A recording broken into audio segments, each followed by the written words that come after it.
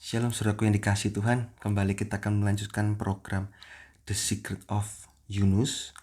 Di video yang sebelumnya saya lupa memberitahukan singkatan Yunus. Yunus itu singkatan dari Yesus utus, nurut selalu. Itu singkatan Yunus. Sesuai temanya tentang utusan, dan kita harus menurut, saudaraku. Jangan membantah atau membangkang seperti Yunus. Ada kata selalu, berarti selalu nurut. Jangan kadang-kadang nurut atau sering-sering nurut, jangan. Tapi selalu nurut. Nah, kita sudah masuk di Yunus 1 ayat 1 ya. Sebelumnya kita sudah belajar garis besar. Saat ini kita belajar Yunus 1 ayat 1. Yunus 1 ayat 1 ini merupakan panggilan Nabi Yunus. Tulis jelas, datanglah firman Tuhan kepada Yunus bin Amitai. Demikian. Ini kalimat pembuka dari kitab Yunus adalah firman Tuhan langsung datang kepada Nabi Yunus. Ini langsung pada tujuan. Pengutusan Tuhan untuk Niniwe melalui Yunus. Nah, kita harus tahu jika Tuhan bekerja, kita harus pahami bahwa tidak pernah ada yang sia-sia. Kalau Tuhan suruh kita melakukan sesuatu, itu pasti ada tujuannya. Dan tujuannya adalah untuk menjadi kebaikan dalam hidup manusia, juga dalam kehidupan kita. Itu Yesaya 55 ayat yang ke-11. Demikianlah firmanku yang keluar dari mulutku, tidak akan kembali kepadaku dengan sia-sia, tetapi ia akan melaksanakan apa yang kukehendaki dan akan berhasil dalam apa yang kusuruhkan kepadanya.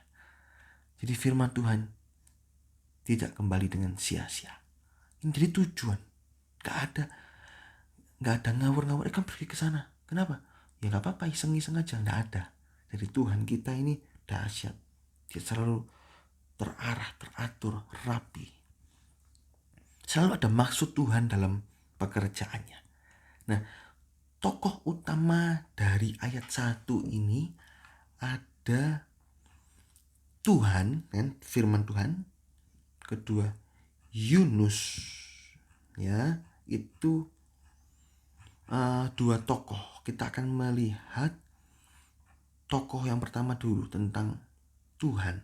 Nah, di pihak Tuhan, Tuhan selalu bekerja sama dengan manusia. Selalu pengen bekerja sama dengan manusia untuk apa? Menyelesaikan rencananya. Ini suatu hal anugerah yang luar biasa, di mana Allah, segala Allah, mau bekerja sama dengan manusia yang penuh dosa. Manusia diberi pilihan bebas untuk memilih. Lukas 12 ayat 57. Loh, kenapa Tuhan kok gak pakai malaikat? Malaikat kan pasti berhasil kalau diutus Tuhan, pasti taatnya. Kalau manusia ini kadang ada berontak-berontaknya atau bahkan seringkali berontak. Kenapa? Harusnya Tuhan memakai malaikat pasti 100% tepat sesuai perintah Tuhan. Di sini kita belajar di firman Tuhan dalam Alkitab. Utusan-utusan Allah, Gabriel, Mikael, semua tepat-tepat semua loh.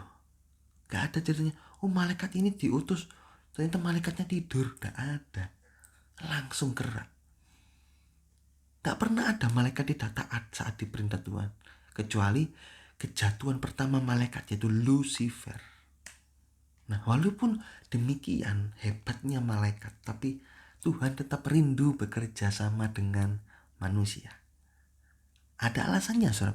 Pertama, anaknya tidak boleh menganggur. Matius 20 ayat 1-7. Bapak dalam dunia ini saja tidak mau anaknya jadi pengangguran.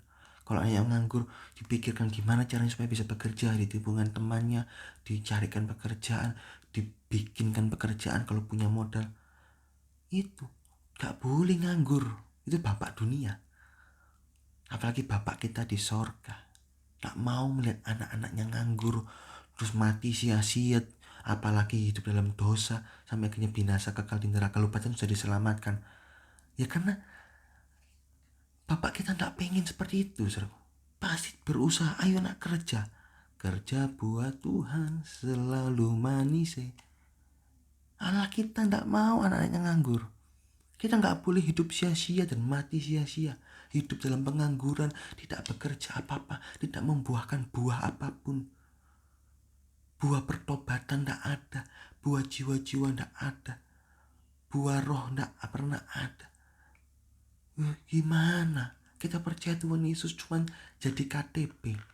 Sayang, sia-sia saudaraku. Padahal di dalam Tuhan, itu dalam Efesus 2 ayat 10 ditulis apa? Kita baca saudaraku. Efesus Efesus 2 ayat yang ke-10. Sebab kita ini buatan Allah, diciptakan dalam Kristus Yesus untuk melakukan pekerjaan baik yang dipersiapkan Allah sebelumnya. Ia mau supaya kita hidup di dalamnya. Lihat, supaya kita, dalam bahasa Inggrisnya, we should walk in them, berjalan di dalam rencana Allah. Kenapa? Karena di dalam rencana Allah itu selalu ada kemuliaan Tuhan, selalu ada hal-hal yang indah, yaitu jadi berkat buat orang lain. Tidak mungkin pekerjaan Allah itu tidak mungkin pekerjaan Allah itu berbuahkan dosa, tidak mungkin, saudaraku. Efesus 2 ayat 10. Yang kedua, alasan Tuhan mengutus atau memakai kita manusia adalah sebagai sarana pengolahan. Saat kita masuk dalam misi globalnya Allah, pasti ada banyak tantangan dan kesukaran. Tapi tentu saja itu akan mengolah hidup kita, menumbuhkan rohani kita, sampai akhirnya jadi seperti Kristus. Efesus 4 ayat 13, 1 Petrus 1 ayat 7. Misalnya di sekolah, kita diutus Tuhan untuk apa? Jadi berkat. Nah, kalau kita melihat teman-teman lain kurang ajar sama orang tua, teman lain suka berbohong, teman lain kasar, ya kalau kita mau jadi berkat, kita mau dipakai Tuhan, ya kita sendiri nggak boleh berbohong, kita sendiri nggak boleh kasar, kita sendiri nggak boleh meso-meso, nggak boleh kurang ajar sama orang tua. Nah, itu mengolah kita, itu melatih kita agar kita jangan sampai jadi laknat, jadi kutuk, tapi jadi berkat. Turutilah teladan saya, 1 Korintus 11 ayat 1. Seperti itu, saudara. Jadi secara tidak langsung itu mengolah kita untuk menjadi pribadi yang lebih baik. Juga dalam kesukaran-kesukaran kehidupan itu mengolah kita sehingga kita bisa lebih berpada, puas dengan apa yang ada, belajar bersyukur dan lain-lain. Semua hal yang terjadi dalam hidup kita itu seizin Allah, dan itu ada satu yang kebetulan, dan itu mengolah hidup kita. Nah, ini alasan Tuhan ingin bekerja sama dengan kita. Selain tidak mau anaknya menganggur, juga Allah ingin kita ini diolah untuk terus bertumbuh sampai jadi seperti Kristus. Nah, secara gampangnya diringkas dalam 2 kata, Allah ingin anak-anaknya, orang-orang beriman itu bertumbuh sampai sempurna dan berbuah-buah selebat mungkin untuk kerajaan Allah.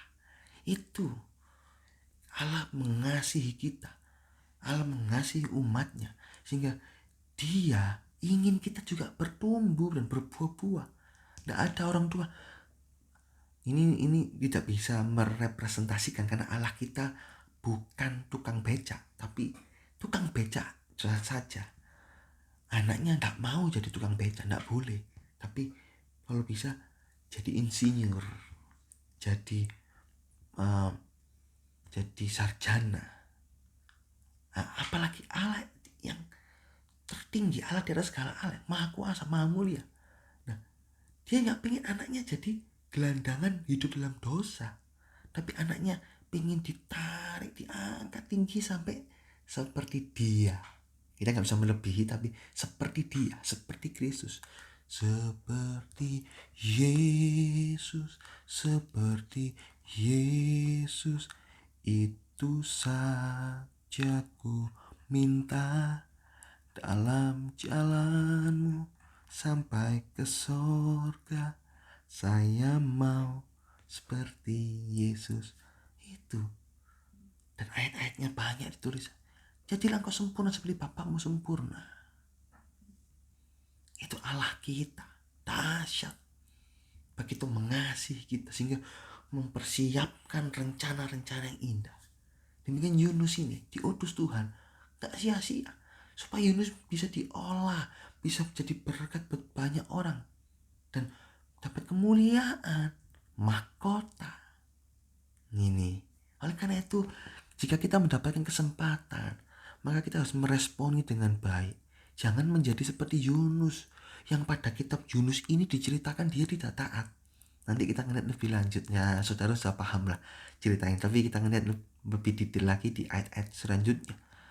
Ini kesempatan yang besar loh, kalau kita bisa mendapatkan pekerjaan dari sang raja, segala raja. Jangan pernah sia-siakan. Karena segala sesuatu yang kita kerjakan itu ada pahalanya. Tidak akan sia-sia. 1 Korintus 15 ayat 58. Bahkan kita memberi air. Ada hamba Tuhan mungkin berkhotbah, kita beri air. Kita dapat berkat loh. Membeli air seteguk aja kita dapat berkat. Matius 10 ayat 41-42. Ya, saya dapat tambahan-tambahan ayat, saya tambahkan saudaraku ya. Matius 10 ayat 41 sampai 42. Nah, ini saudaraku, ini tokoh pertama yaitu Allah. Nah, video yang datang saya akan bagi 2 video saja di ayat 1 ini, karena video yang kedua ini saya akan panjang lebar bicara tentang Yunus, tokoh yang kedua. Nanti kita akan lihat di video yang selanjutnya, oke? Puji Tuhan, Tuhan Yesus memberkati.